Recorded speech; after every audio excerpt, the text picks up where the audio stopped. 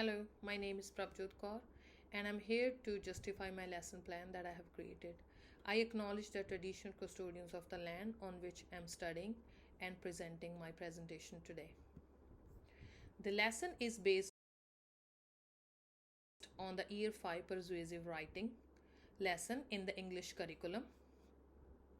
Particularly in paragraphs constructions, it complies with the ACELY 1704 outcome, where students need to compose persuasive text, plan, draft, and publish them, employing the necessary structure and language features. To make the lesson manageable, considering the time frames of 60 minutes, I reduce the content to one persuasive paragraph instead of a text. Structured teaching strategies in the lesson give it APST 3.3 and formative assessment embedded in the lesson give it as APST 5.1. The content is organized in terms of introduction, body, and conclusion, which contributes to minimizing cognitive load and promotes the effective learning process. The learning intention is very clear in that the students will be able to learn the skills of writing a persuasive paragraph by giving an opinion and explaining why. This provides clarity and intent to learners. The success criteria are clear and measurable. Students have to be able to express an opinion, support it with at least two reasons, and be able to use persuasive language. These criterion enable the students to give themselves an evaluation of their progress in the process and after the work. Also, the lesson incorporates more general skills like critical thinking and communication. It also promotes a reflection of different views, which makes it a more significant and closer to the world knowledge of students. The gradual release of responsibility model is applied in this lesson to scaffold the learning of students.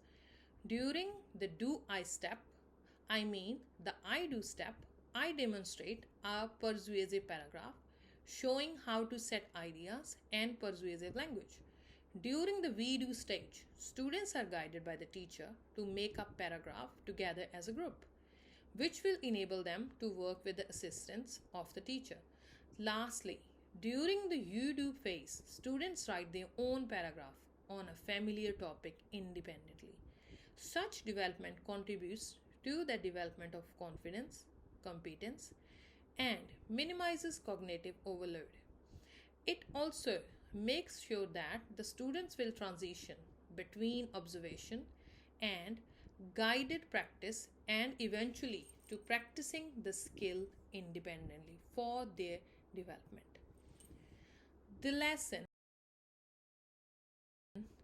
will also support the requirements of a heterogeneous classroom by means of differentiation and diverse learners. In the case of EALD learners, I provide visual aids, simplified explanation, and word banks to facilitate understanding. I give sentence starters, guided questions, and graphic organizers to help students with a low level of literacy to organize their thoughts. Top performing students are challenged with assignments like adding counter arguments to their writing. Such plans make sure that every learner is either sufficiently aided or challenged. The principles of universal design of learning are also evident in the lesson as it provides different ways of interaction, sharing ideas, and showing comprehension to the students. The lesson is divided into distinct parts: introduction, body, and conclusion, which maintain organization and maximize time of teaching. The students are sitting in small groups to facilitate cooperation, and also the teacher can see the progress made by the students. The expectations of behavior are made clear at the start to reduce interruptions and to provide a focused learning environment in the whole classroom, which will totally benefit the children in their learning development. In independent practice, I will be roaming around the classroom, offering support and feedback where necessary. That means the children can ask the questions if they have any doubts. This will foster a healthy, respectful, and inclusive learning environment that makes every student feel secure, involved, and encouraged in learning. And they can get inspired by the questions that their peers ask, which will eventually help them in their long term development learning process. The lesson also has formative assessment that is spread across the lesson to keep record of the progress of students.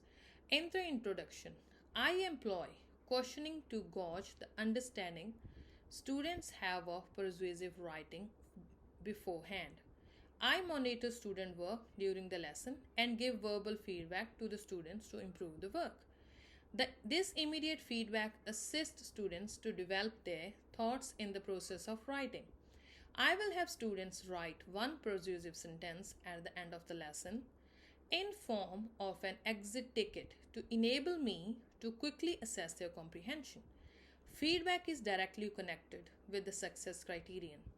So the students can have a clear understanding of how to better themselves and reach the learning objectives. And the scaffolding pays build a big foundation for the children's learning. It also improves their development and their interest in the learning procedure.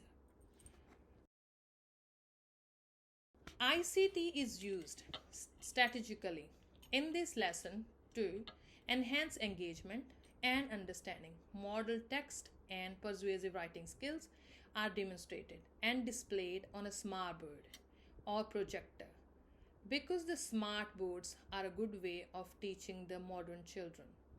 Educational platforms and other digital materials will be extra examples and help students learn through the eye. Nevertheless, the application of technology is aimed at complementing but not replacing the direct teaching. Parents and carers can assist the learning by discussing persuasive topics at home or taking part in simple debates outside of the classroom. This interrelation between school and home supports the topicality of persuasive writing and assists students to use these skills in practice. Based on this lesson, the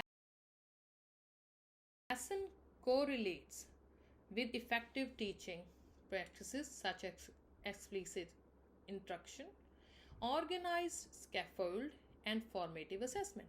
A possible area of improvement is the more intensive inclusion of the Aboriginal and Torres Strait Islander perspectives in the content of the lesson and not to cover them superficially. In the future, I will focus on enhancing my cultural responsiveness, pedagogy, and differentiation at the advanced level. I am also determined to employ evidence based instruction techniques and to shun those myths that are often prevent, like learning styles. Ongoing reflection and professional growth are critical in enhancing teaching performance and student achievement. Thank you so much for listening to me. Thank you.